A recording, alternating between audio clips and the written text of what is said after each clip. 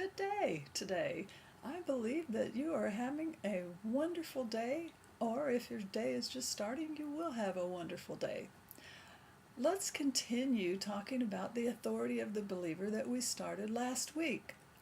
According to John 10:10, who is it who comes to steal, kill, and destroy? It's the thief, of course. It is not Jesus. He did not come to steal, kill, and destroy. He came to give us life and to give us life more abundantly. It's the thief who comes to steal, kill, and destroy. Now, when you know who's causing the sickness, who's causing the pain, who is coming to steal, kill, and destroy, then you can have authority over that. When you know that it's Satan causing it, when you know that Jesus didn't bring it on you to teach you something, when you know that it came where it came from, then you can have authority over it. So this is good news. We know that sickness and disease comes from the thief because it comes to steal, kill, and destroy from us. So that is one of the things that we can take authority over as a believer.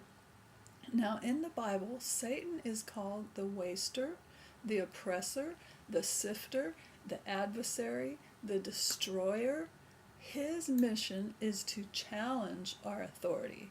His mission is to inject fear into us, and his mission is to stop the Word of God from being preached and taught.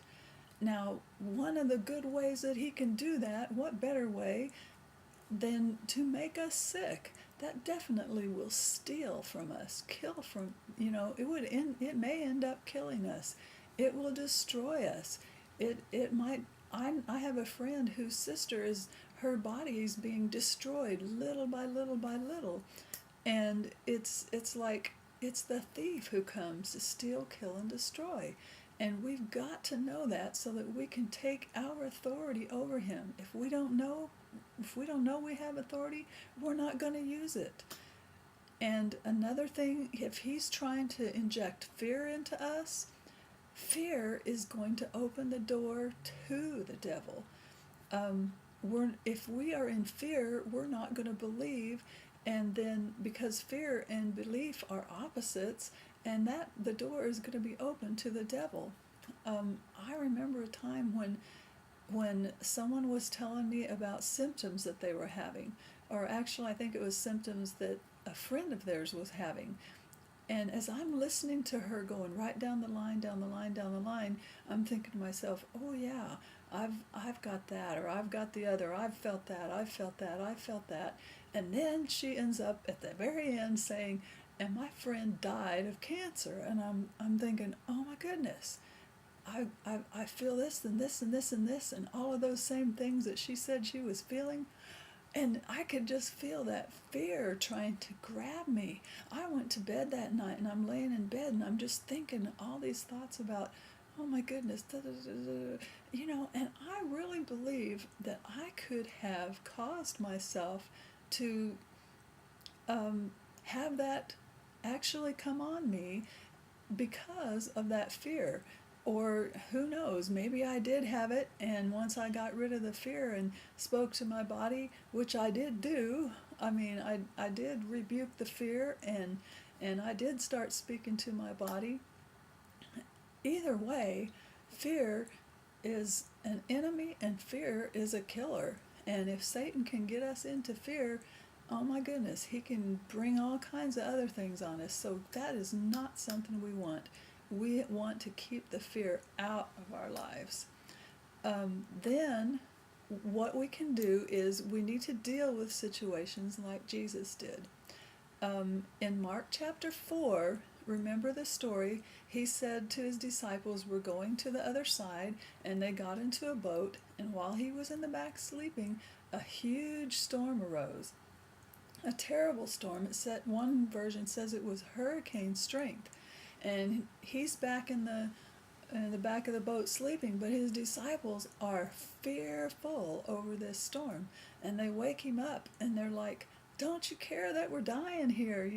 We're in trouble.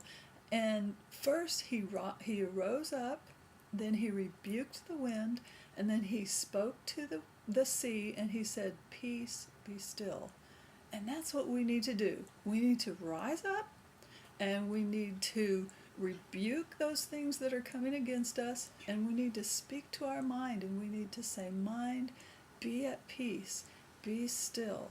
And we need to have a determination where these things are concerned, a determination to stand on the word and to see his will come to pass in our lives.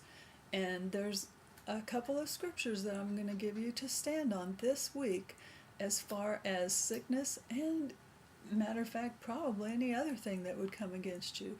But one of the scriptures is Psalm 91:10, and one of the versions says, "No sickness will come to my house." If you want to, you can repeat that after me. "No sickness will come to my house." That comes from Psalm 91:10, and that's something that we need to declare and we need to speak over our lives, our houses, our families.